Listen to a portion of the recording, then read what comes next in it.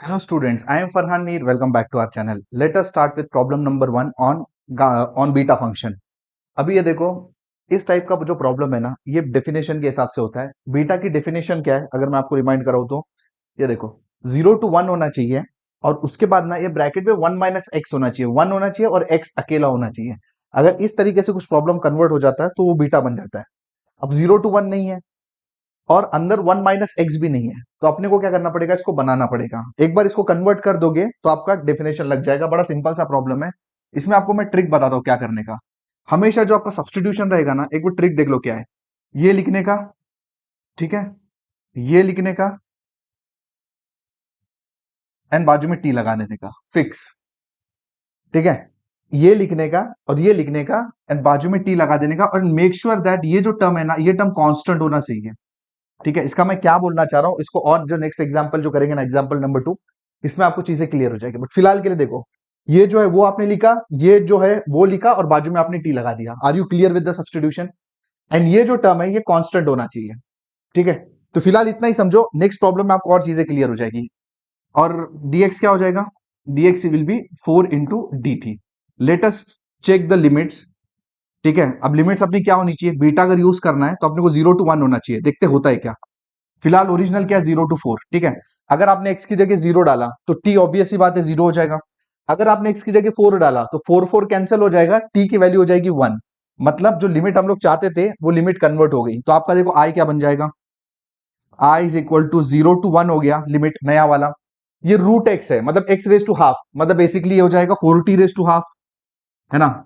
Next अंदर क्या है, देखो 4 माइनस एक्स, एक्स को हमने क्या पुट किया 4t, ऊपर क्या है 3/2, और dx क्या है आपका, dx है 4dt. ये सब्स्टिट्यूशन अगर आपने याद रखना, ये तरीका आपने याद रखना, आपकी लाइफ बहुत सिंपल है. एक काम कर लो, देखो इसमें से क्या बाहर निकलता है वो निकाल लो बाहर. देखो सबसे पहले तो 4 रेज टू हाफ बाहर निकलता है. 4 रेज टू हाफ मतलब क्या होता है 2, बाहर ही ले ले तो इंटीग्रेशन के क्या फर्क पड़ जाता है. ठीक है, अब यहां पे क्या निकलेगा, यहां पे देखो 4 कॉमन निकलेगा. लेकिन प्रॉब्लम ये है ना कि सिर्फ 4 नहीं निकलेगा, 4 रेज टू 3/2 निकलेगा, क्योंकि ऊपर 3/2 है ना. तो इसमें से 4 रेज टू 3/2 बाहर निकलेगा. आई होप समझ रहे बात को. इंटीग्रेशन क्या है 0 to 1. ठीक है, अब ये 4 तो निकल चुका है, यहाँ टी रेज टू हाफ बचा आपका, तो इधर टी रेज टू हाफ आएगा. नेक्स्ट आगे क्या, ये देखो ये 4 आप निकाल चुके हो तो क्या बचेगा, 1 माइनस टी बचेगा. एंड रेज टू तो 3/2 है, ये तो आपको पता ही है, क्योंकि 4 तो ऑलरेडी निकल चुका है. और ये 4, एक काम कर रहे तो 4 को बाहर ले लो. कौन सा 4, ये देखो कांस्टेंट है, अंदर आएगा dt. तो ये बेसिकली कितना होना है, देखो ये 8 हो गया. अब ये 4 रेज टू 3/2 को आप कैसे लिख सकते हो, देखो ना 4 रेज टू 3/2 को आप कैसे लिखोगे, 4 रेज टू हाफ का 3 ऐसा लिख सकते हो ना. सही है ना. तो 4 रेज टू हाफ कितना होता है 2, 2 का क्यूब, 2 का क्यूब मतलब 8. तो बेसिकली ये 8 है.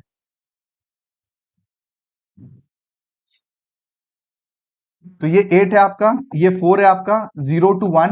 अब ये जो अंदर वाला है ना, आई थिंक ये बीटा की डेफिनेशन में कन्वर्ट हो चुका है. ठीक है, अब बीटा की डेफिनेशन क्या, आपको रिक्वायरमेंट क्या है, रिक्वायरमेंट ये है कि पहले तो 0 to 1 होना चाहिए एंड अंदर 1 माइनस टी होना चाहिए. ये टी अकेला होना चाहिए एंड 1 होना चाहिए, मतलब 1 माइनस टी.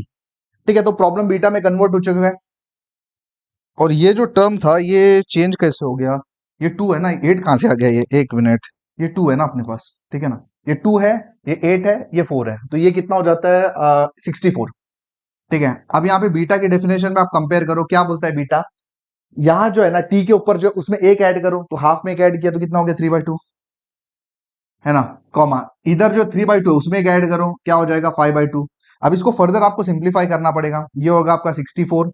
अब आपको मैंने ऑलरेडी बताया हुआ है, यहाँ पे देखो definition, beta of m comma n क्या होता है, देखो gamma m gamma n divided by gamma of m plus n. मतलब पहले का गामा, दूसरे का गामा, डिवाइडेड बाय दोनों के एडिशन का गामा, 3/2 प्लस 5/2.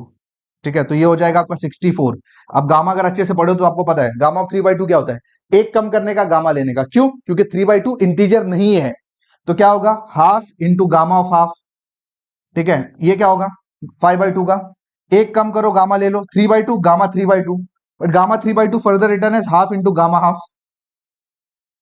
एंड नीचे तो बड़ा सिंपल सा है, अगर आप देखो ना तो ये होता है गामा 4 हो जाता है. ठीक है, तो ऊपर अगर फर्दर आप सिंप्लीफाई करोगे तो ये देखो ये 64 हो गया आपका, इंटू ये हाफ इंटू रूट पाए,